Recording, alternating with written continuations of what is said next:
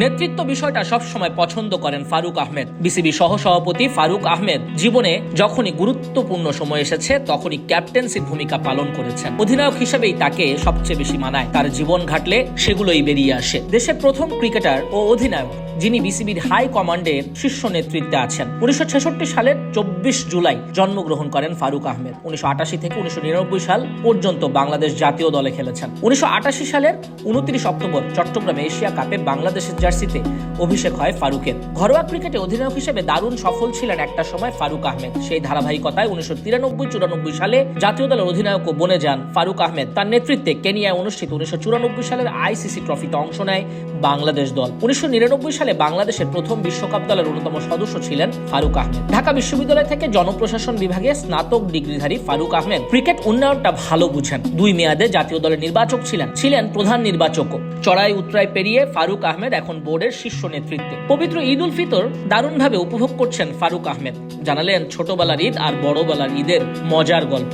কিভাবে ধীরে ধীরে ফারুকের ক্রিকেট স্বপ্নের বুনন হয়েছে সব গল্প তুলে ধরলেন কালবেলার সামনে। এখন আমি প্রায় অ্যাপ্রোচিং 60, সো ইটস মনে করার যখন থেকে বুদ্ধি হয় তখন থেকে ঈদ তো ছিল একদম ডিফারেন্ট। মানে সবার মতো আমি কোনো আলাদা কারোর থেকে না, ওই নতুন জামা, ঈদই, দেশের বাড়িতে যাওয়া, তারপরে টার্গেট করতাম কে ভালো ঈদই দেয়, তার সাথে বেশি ক্লোজ হওয়া। সো এই জিনিসগুলো আসলে এখন ঈদই তো নিতাম আগে, এখন দিতে হয়।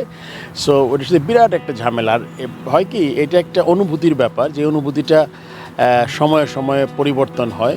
ছোটোবেলা পুরোপুরি একা, নিজে কিভাবে আগাবো, কোথায় কোথায় বেড়াবো।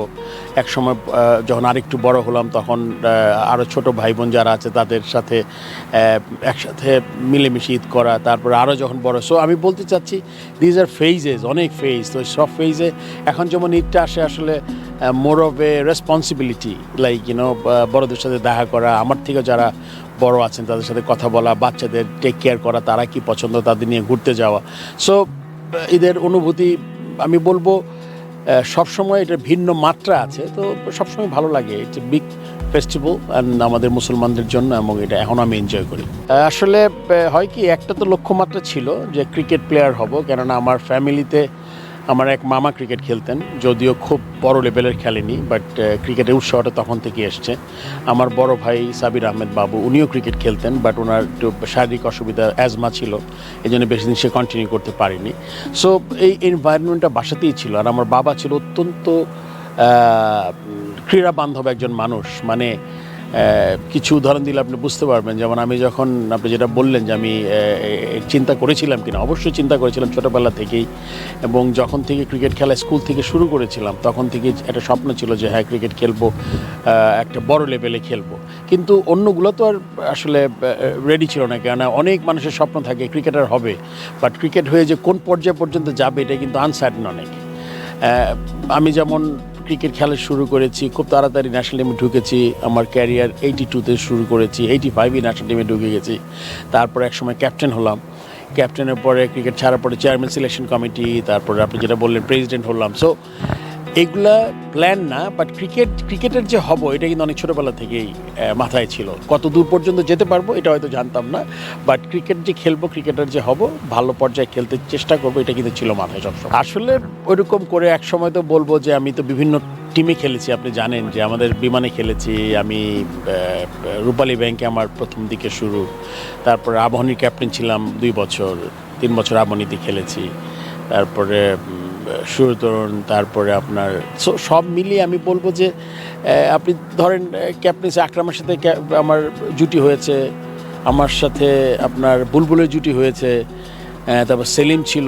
সো টপ অর্ডারের ব্যাটসম্যানের মধ্যে আমি অনেক ফরেন প্লেয়ারের সাথেও ক্রিকেট খেলেছি, যারা তখন আপনি জানেন যে আমাদের যখন ইন্টারন্যাশনাল অত এক্সপোজার ছিল না, তখন কিন্তু বাংলাদেশে প্রচুর পরিমাণে পাকিস্তানি, শ্রীলঙ্কান প্লেয়ার খেলতো। প্রথমে কিন্তু আমাদের 80s-এ, মানে মিড 80s-এ আপনার অনেক শ্রীলঙ্কান প্লেয়ারদের আধিপত্য ছিল আমাদের এখানে। রড্রিগো, ফার্নান্ডো আপনি জানেন, দুমিন্দা, তারপরে লেব্রয়, রানাতুঙ্গা, জয়সূর্যা, মানে ইউ নেম ইট, সবাই খেলেছে বাংলাদেশে। তারপরে এক সময় আসলো পাকিস্তানি প্লেয়ারদের সময়, ওয়াসিম আকরাম থেকে শুরু করে অনেকেই খেলেছে আমাদের। সো তখন থেকে তখন তো আরও এক্সাইটমেন্ট অনেক বেশি ছিল। এখন কিন্তু ছেলেরা কিন্তু ঘুম থেকে উঠেই অপোনেন্ট তাদের টপ প্লেয়াররা, কিন্তু আমরা কিন্তু ওদের সাথে ড্রেসিং রুমে থাকা, একসাথে খেলা, এটা ছিল একদম ভিন্ন রকমের একটা অনুভূতি। এবং আপনি জানেন যে আমি 85-এ যখন প্রথম ক্যাপ্টেন হলাম রূপালী ব্যাংকের, তখন থেকে কিন্তু আমার ক্যারিয়ার মোটামুটি 16-17 বছর আমি ক্যাপ্টেনই ছিলাম সব টিমেরই, মানে যখন যেই টিমে খেলেছি তবে ওই টিমের ক্যাপ্টেন্সি করেছে। সো সেই দিক থেকে বিবেচনা করলে দায়িত্ব বলেন, অনেক মানুষের সাথে ইন্টারাকশন বলেন, ইয়াং প্লেয়ারদের গ্রুম করা বলেন, টিম বানানো বলেন, সো ওগুলো সবসময় আমি মানে প্লেয়ার, ক্যাপ্টেন এবং অর্গানাইজার এরকমভাবে আমি কাজ করতাম সবসময়।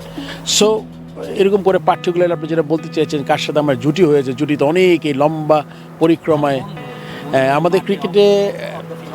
হ্যাঁ, ক্রিকেটে মনে করেন আমার সিনিয়র মনে করেন আথার ভাই 3-4 বছর সিনিয়র, বাট আমাদের দুজনের চণ্ডীগড়ে আমাদের পার্টনারশিপ ছিল। আমি 57 করেছিলাম ইন্ডিয়ার সাথে, যদিও আমার পুরো ক্যারিয়ার আমি 9টা না 11টা ওয়ানডে খেলেছি, প্রায় 9 বছরের ক্যারিয়ার। সো তখন তো আমরা 2 বছর পর এশিয়া কাপ খেলতাম। আপনি জানেন 86-এ প্রথম ডেবি হলো, তারপরের জন্য আমার 2টা ম্যাচের জন্য ওয়েট করতে হয়েছে 88, তারপর আবার 90-তে অস্ট্রেলিয়া কাপ, অস্ট্রেলিয়া নিউজিল্যান্ডের সাথে দুবাই শারজাতে খেলেছি। সো তখন খেলা অনেক কম হতো, কিন্তু আমাদের ক্রিকেটের প্যাশনটা ছিল একদম অন্যরকম। মনে করেন এখন দেখেন এত ছেলেরা এত ক্রিকেট খেলে, তাদের কিন্তু রিকভারি টাইমই নাই, মানে এটা যে চিন্তা করবে একটা খারাপ করলে বা ভালো করলে সময়টা নাই, কিন্তু আমাদের ছিল অফুরন্ত সময় যেটা আমরা চিন্তা করতাম ক্রিকেট নিয়ে। সো সেই দিকে বিবেচনা করলে আমার মনে হয় যে ওই ক্রিকেট আর এই ক্রিকেট অনেক অনেক অনেক পার্থক্য, বাট দুই রকম মানে অ্যাপিল আর কি, আমি যেটা মনে করি আর কি। আমি বলেছি প্লেয়াররা তোমরা বাংলাদেশকে আগে রাখো, ক্রিকেট দলকে আগে রাখো, এখানে ফিট ইন করবে তুমি। বাংলাদেশে যদি তুমি দিতে পারো, you should be proud of it. প্রথম তোমার দেশের জন্য করছো, এটা তোমার প্রাউড, দেশের জন্য করেছো, দলের জন্য করেছো, তারপরে নিজস্ব পার্সোনাল এজেন্ডা। সো এটা যদি আমরা প্রত্যেকটা মানুষ চিন্তা করতে পারি, তাহলে আমাদের দেশ খুব বেশি দূরে নাই।